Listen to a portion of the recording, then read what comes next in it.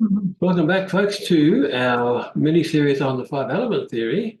Clearly, that's Maree, and I'm Jeff. Hasn't changed yet, but you never know what in the future is possible. So this particular one is this is video number 5. It's the fifth element. Fifth It's element, video so number 6. Video number 6, not 5. The fifth element. There are 5 elements in the five-element theory. Funny how that works that way. And for those who have come on board to look to this particular video but haven't seen before, it's highly recommended that by all means do watch this video. But to get the most out of it, we need to go back to the very first one, The intro. the intro, which we just put everything in perspective first, and then lead yourself through all 5. Because all 5, we've tried to keep the same basic structure for all of them, but of course there's different informations in each. And of course, as those of you who have been watching, these videos, you'll know that we're really, it's almost like we're jumping all over the place because we're trying to find some key points to give you in a short space of time. To do it justice would take a lot longer. We appreciate the time is valuable, and we also know that people can become very overwhelmed very quickly with this sort of material when they're not familiar with it. So anyway, that said, if you haven't watched all the previous ones, please do. Feel free to watch it 100 times over. If you're a person who wants to learn more about this, you'll see its value in watching it again and again, because we might show something, we won't necessarily talk right through it because it takes too much time. But they're there for you to look at. So today, element number 5 is water, which is a really interesting one. Are you going to share the screen? I'm not yet. Well, no, right? I'll tell you what. Where's the share screen button? There it is. I'm an IT expert, you can tell that. Right. Are we right now? Yes. Right. Can we all see the screen? No, that's Maree. Yeah, so we're looking at water. We have wood, we looked at fire, earth, metal, now water. So in the same format as before, let's look at the fact that the element is water. The season that goes with water is winter. And so that's the crux of it. And in terms of I Ching, that's the basis upon which all their work, the material, their theories, their models grew. But we also, because we're, got an interest in this, Maree and I worked out that in terms of life in general, there are 3 treasures we must really look after. And there are lots of things that come back to 3 treasures. The first is you as a person, your personality, your uniqueness, what makes you different, which is the guy standing there. We'll get back to him shortly. Which also includes your mental and emotional state. Yeah, exactly. Your health and your state, your behaviors, your relationships, all this sort of things. It's you, the person. The next treasure is your living environment, your home, or even your work, or where you play, maybe. And that too has a personality of its own, but it's a supporting role. It's there to nurture and support what's going on in your other parts of your life. And the third treasure is your health and your well-being.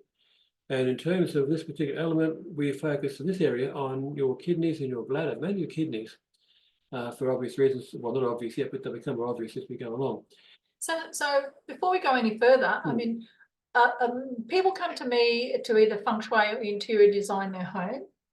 So that is one of our treasures. So if they're a water person, I do their natal charts on them. I can do so that but we always go back to the natal chart, which is working out who you are as a person, who you were born to be, who you are. Then I go back into the home and feng shui the home as well. And then we work on the health. Some people are happy with their health, but all these 3 treasures are used all the time. And all 3 treasures must be thought about if you've got that life to be able to get at it. And sometimes somebody can be feeling sick. I have spoken to quite a few ladies that have come in and they've actually said, oh, look, they're really feeling sick, they're getting headaches and all this sort of stuff. I actually look at their home. And because, if we're having a lot of wet weather, there's a lot of dampness in the home, but that will also affect their health as well. So just because they are healthy people doesn't mean to say, we can't look at their health. We can improve it. We look at the environment, look at their mental and emotional state, and making sure that all 3 treasures are working together. So what does that mean then? And as we mentioned on other videos to this point, it has to be said, time and again, it's a cycle. It's a cycle that goes from wood through to fire, to earth, to metal, to water, and back again. Because that's nature. Nature flows in cycles. So we need to understand the connection between each of these elements. And we've now got right to the end, which is water. And we say that's like sense of like it grows, but it also shows. Because water's like a mirror, it's like reflection. You can see things, and that's part of what water is. You can see things, you can reveal things to other people. So it's showing you, that's how you get into flow. But we've all got these elements inside us, but they're all states of change, all metaphors or stories, because the Chinese all did their work in stories. That's in terms of their medicine, in terms of their growing of crops, understanding the times of the year, etc.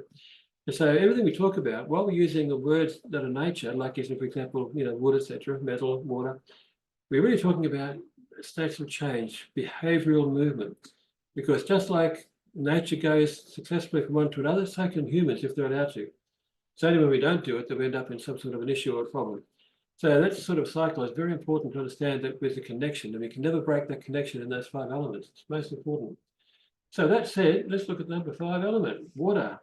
Lucky last, or brilliant first, with white side again. So water. Isn't it amazing the number of people that immediately say, I must be water, because it sounds so nice. And I'd like to be near water, I must be water. Not necessarily. Yeah, actually, when I'm talking to people, I'm a water person. I really love the water. It's got nothing to do with that.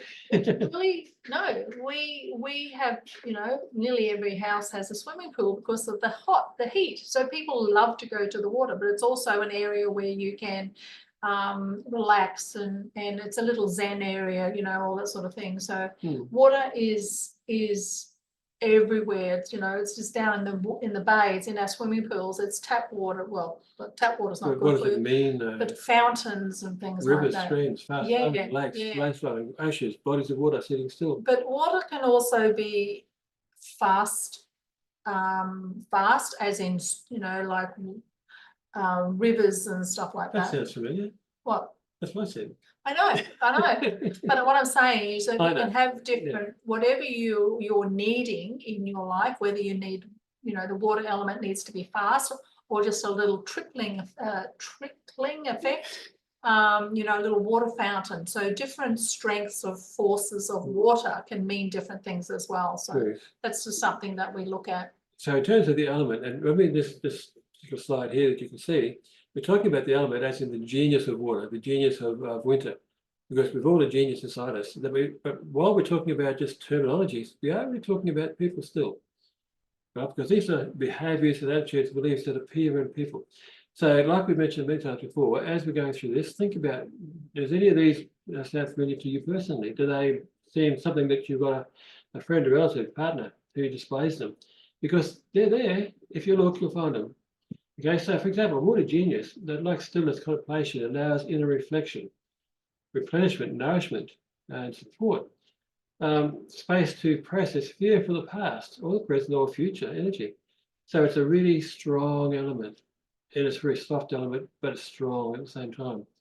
So you can see there's more ones there, but basically it's gentle by nature, but it has the ability to be direct and forceful if and when it demands. And that's what Maree was saying about a river. Or the ocean, or you get the tsunamis and things like that.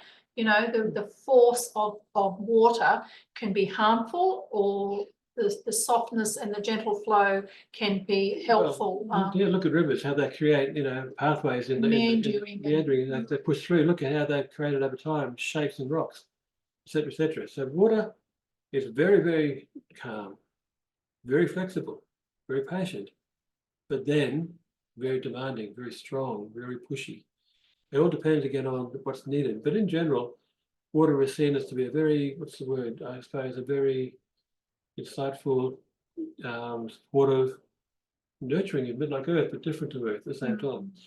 If you would have seen the Earth element, my dominating element is Earth, but my second dominating is water. And people who have got a lot of water are into the cosmic energies and want to know about more feng shui and more intuitive about different things and that as well. So plus also they've got to go, they're looking for new ideas, brand new. How can we help people? What's something new that can be useful for people to know and to make use of? They're very creative that way, which I suppose is the same thing. They're looking whereas metal would say, how can I grow and develop and learn more things that I can use for people? The water is saying, how can I come up with something new that other people can make better use of? They're not the developer or the person who runs with it, but they're certainly the person that comes up with it. And don't forget, if you have a seed, where does it rest? It rests in water before it gets to germinate in the dirt again. So it's a nurturing place in that nature.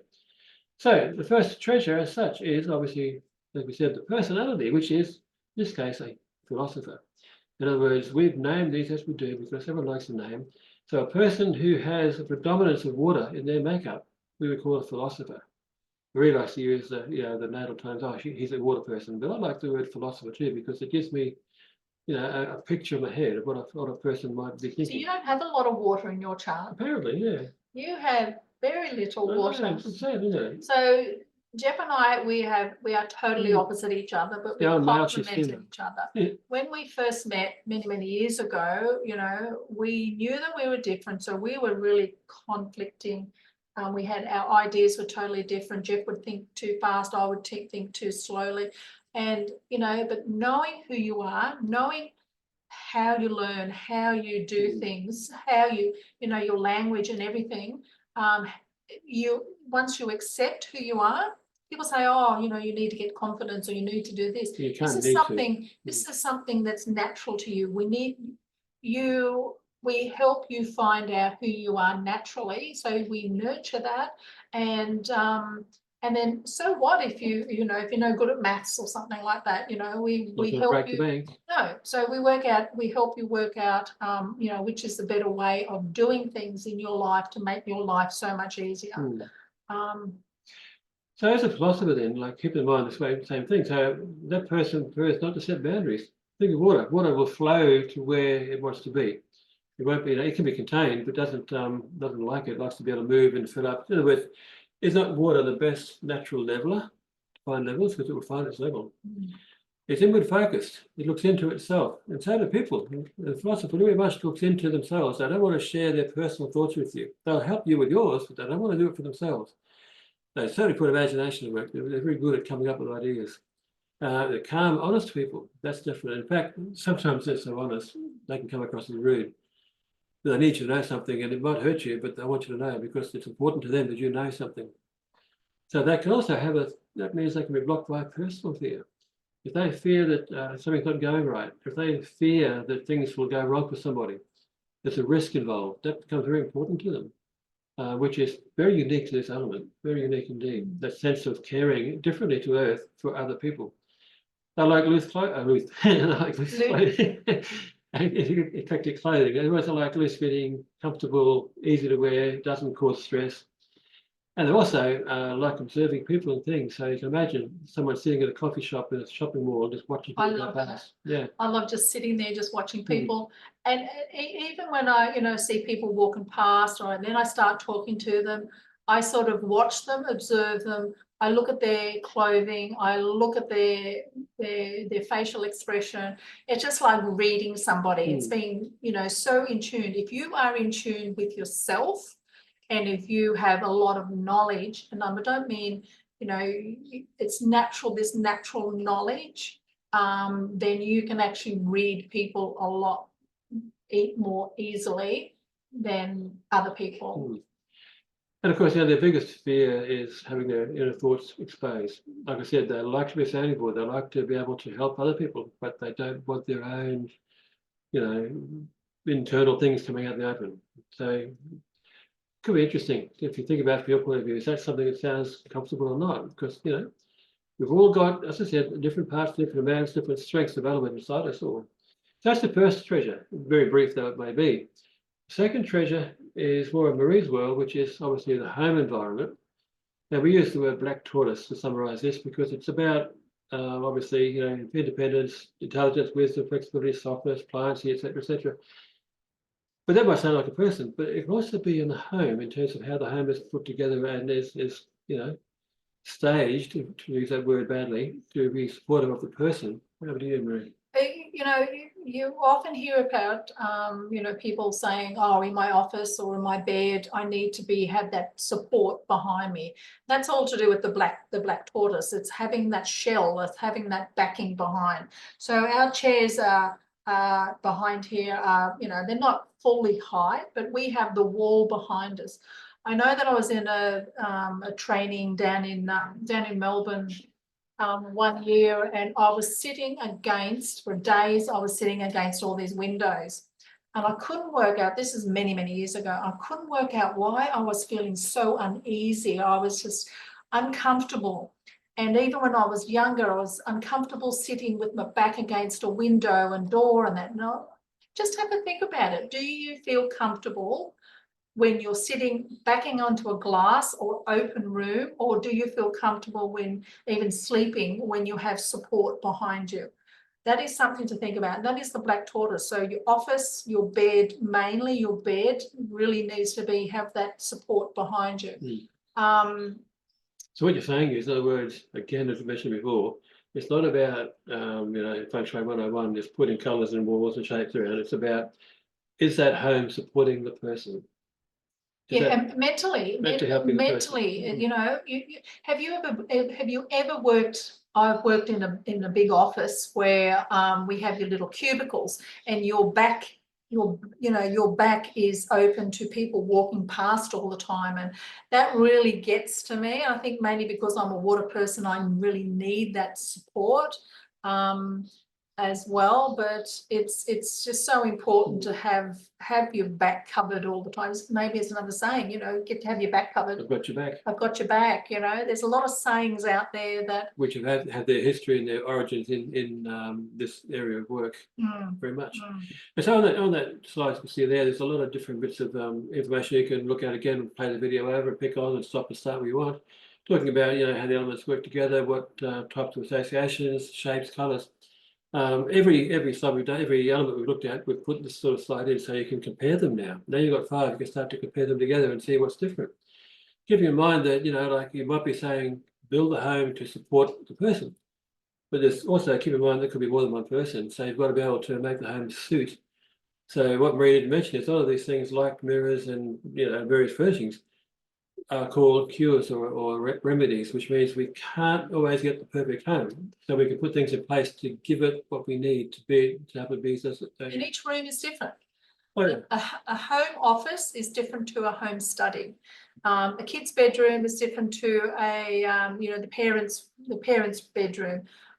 You always need different areas where you can just go and chill out. You can always put blue walls in for the kids' room at night instead of red, because red will keep them aggravated and angry and all sort of stuff, whereas blue is very calming as well as green. Don't forget green.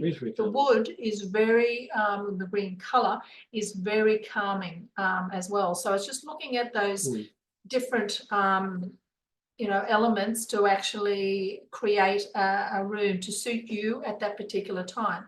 The animal signs are the water pig and the water rat, and obviously Northern Hemisphere are just coming out of their winter. We're just coming out of our summer. So our water pig is in May, and our water rat is in June. So because as we mentioned before, there's quite a difference between northern and southern hemispheres in terms of feng shui. The rules are all there, but they have different applications, which is something which unfortunately is not well enough known yet. So sometimes you get information which appears right, but it's not right. So if you think I'm talking gibberish and saying, oh, what are you talking about? The water pig and the water rat, we are 6 months apart. So just bear in mind, and when we do go into talking about that later on, we'll actually give you the information on, the cycles of the northern and southern hemisphere. So the third treasure, moving along in the interest of time, etc., is our health and well-being. And again, a quick little pinch of information here, more than we're going to look at, but we can cover on some points here. We're going to talk about the kidneys, because the kidneys are the key organ, and in fact there are 2 kidneys, and one is yin and one is yang, believe it or not. So it's one of those yin organs that are yin and yang. So you can live with that one, but it means the other kidney has to work harder to keep things functioning. So basically, the kidney is so important. It's where we saw the Jing. And the Jing in Chinese medicine is this the essence of the body. Yeah. So we get Jing from our, when we were born, given to us from our parents. It's our natal Jing, and we use it up just in living life by the simple act of being in a relationship. Having that little 3-letter word, are we getting old, etc. That uses up that natal gene. You can't get it back. You can create new gene through good eating, etc. But your essence, your true essence you're born with, does deplete. It's normal. It's part of life, which is where the aging comes from. You wonder why we get grey hair, the skin wrinkles up a little bit. That's all part of our kidneys running out of gene. It's all part of the kidneys being less and less able to function as they were intended to at earlier times. So it's very important to look after them. It really, really is, for obvious reasons. I mean, all these organs are important for different reasons, but the kidneys really have a big part to play in your immunity, your immune system, etc. as well. So they rule the water. That's funny enough because it's water, and therefore they're connected with the that area of the body, or the bladder, etc. Water movement, transportation of fluids out of the body, etc. But they are really importantly, they control and rule the bones and the bone marrow of a person. So your bones are seen to be part of the kidneys, and therefore your spine that goes up in your brain is seen to be part of, therefore the brain is part of the kidneys, because it's all connected together. And that's really important to know. And even your hair, if your hair is falling out, if your hair is lacking luster and really not going well, that's a sign again that your kidneys aren't functioning as well as they used to. Again, why a lot of people in older age, or younger people who get an illness, can have a white hair. It's because the kidney was damaged in some way.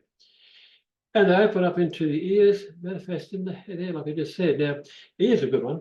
I don't spend too much time, but ears, if you go find photos of previous generations, you might notice that the ears were much longer, particularly ear lab, than the early 1900s, if you look at where they had the guys. Mine a little bit longer there. Yeah, you're right, earlier times. But as modern diets have come in and things have changed, the ears are getting smaller because the strength, the constitutional strength, is no longer in the body as it was in earlier times due to different foods and different lifestyles. That in itself is a topic of great exploration. But if you look at the shape, just turn sideways. If you just look at the shape of the ear, what does it remind you of? It is actually the kidney. Yeah. So when you look at all the organs and the I've gone blank. I'm not saying doctrine of signatures. You Yeah. look at the organs, you look at foods that associate. So kidney beans, because they're a dark food as well, they're actually a black bean. Beetroot's good for blood as well as the kidneys, but anything dark food, mushrooms and that are really good. So we look at the food sources of what to eat at that particular time of the year, and don't forget the kidneys are a winter organ. You got to keep your kidneys. Remember here the saying, "Oh, don't get a chill in the kidneys." That's keeping keeping your kidneys warm. If you ever had a sore back, my chiropractor used to say to me, "Oh, don't put ice on your kidneys. Don't put ice on your lower back."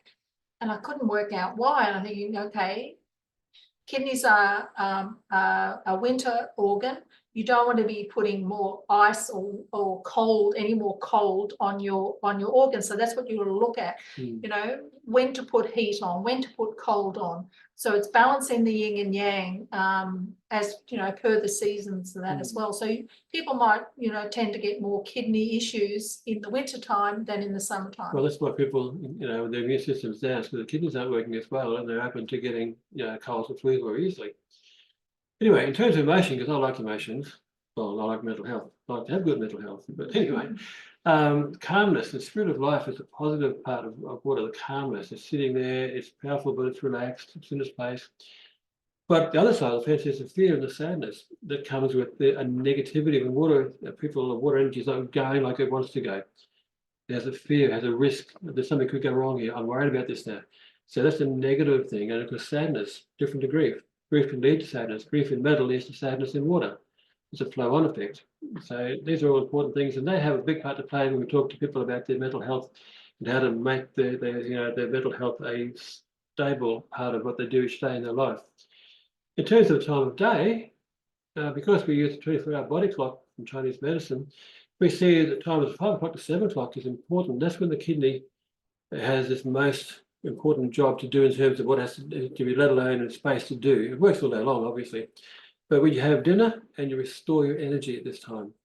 So it's important, therefore, to eat, where possible in those time frames, not later, not earlier necessarily, but in those time frames. And a lot of people go to the gym in those time frames. In those time frames.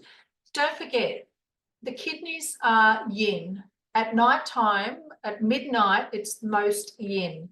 At midday, it's most yang. So as we go from the middle of the day to the middle of the night, we're going from the hottest part to the coolest part of the night, which is midnight. So therefore, we don't want to be going out exercising or doing any strenuous exercise before you go to bed, because during the night you need to rest, you need to have your yin time where you can rejuvenate all your organs and that are working as well. So because don't forget, in the cycle, after water comes wood, water is liver. Liver is very much responsible for detoxifying the blood and regenerating that blood. If the body is upset, it can't do its job either. So it's a very important thing. I mean, a few years ago when I was doing competitive ballroom dancing, and I'd be training, 5, 6, 7 days a week at night time, and I wouldn't get home till 10 o'clock at night. But the thing is, what are you going to do? You're not going to go to sleep. So you have to wind down. So it'll take you half an hour to an hour to wind down. You have to have all these cooling teas to sort of, calm you down and all this sort of stuff. So it's not a good time. You want to do your exercise always first thing in the morning when the yang is coming in, So. Or look, you're doing qigong, yin qigong and yang qigong. That's another day as well. Okay, just to finish this off here, the yang organ, of course, I said the bladder, which we'll mention briefly when we sum all this up in the final video of this little series. But so there are the 3 treasures in very brief, extremely brief, but there it is. So important, as we mentioned before, in bringing us together is, again, we say to you, you are all 5, right? I think Maree has found a couple of people where they've had one missing in the natal, but in their manifested, because here's the difference. Natal genius is what you are born with. There's a whole bunch of things about that, which we can talk about another day, but it's who you're born to be. Your manifested genius is who you've learned to become through modeling, through influences of things out about you, through desire to do or achieve something. So you're always going to find in a manifested genius, all 5 elements are in there to different degrees. In your natal genius, not so, but they're there, it's important. And yes, we can tell you exactly what your natal genius is. You can tell us what your manifested genius is, because that's subjective. We can work that out with you. But it gives you the chance, as it says there on that screen, how this works at different times of day, different types of seasons, in different groups of people, relationships, in different environments. Having a grasp and having an understanding of your natural genius, which is the natal plus manifested, your personal genius in life, can become very, very important to how you live your life.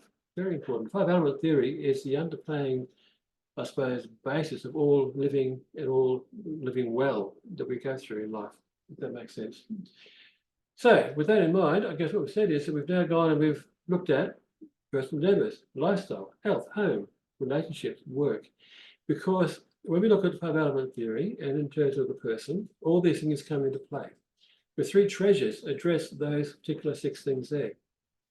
And as I think we've tried to say many times, Maree, that a lot of people work on something but not other things. You've got to look at all of those things together. Some will be more important than others at different times. Some will be more successful than others at times, but all must be looked at. To fail to look at one or look after one at the expense of others will eventually bring you to some degree of unhappiness. Some people have quite a few happening at the same time. They could have their home environment is not suited to them, which is also causing relationship issues, which also has a reflect on their work if they go to work, but then starts, they're having health issues and their whole lifestyle, starts to go off. So with that in mind, just to sum this up, so there's one more video to come, one more. And that's where we're going to very quickly, and it won't be a long one, it's just to say, hey, this is what we just mentioned, to bring it together. So we've started with introduction. We've now gone through 5 elements. We'll be presenting very shortly one little one to say, hey, let's bring this together. And of course, obviously we invite you yet again to go back and revisit. If you've got an interest in this sort of thing and how it can be important in your world, and we hope that you do, then feel free to look them over and over again. The more you learn, the more you can have success. Okay, so we just stop sharing for a second, because I can do that. And just remind you again, guys, that our role, our job is to introduce you to oftentimes new material you've never seen before, but to help you feel confident in learning more. It's very But important. we like to educate people. I love it. We love educating. We love helping people find out who they are. And when they realise, oh my gosh, you are correct. This is me. I get the warm fuzzies, I just, That's an earth person talking. it's just so much for me to see somebody be so satisfied and so, oh my gosh, yes, we've had quite a few clients like that where they've just, they're just overwhelmed at the beginning, and when they realise they can achieve anything, so it's so lovely to see. And we'll just come back to those points, I guess, in the final. We'll just wrap those sort of things up. And with that in mind, I guess we can say, look, we look forward to, being in front of your screen in the very near future with our summation of these 5 elements and the 5-element theory, which is the basis of how you live life. So till then, it's goodbye from Maree. And it's goodbye from Jeff. And we shall see you soon. next time. Bye now.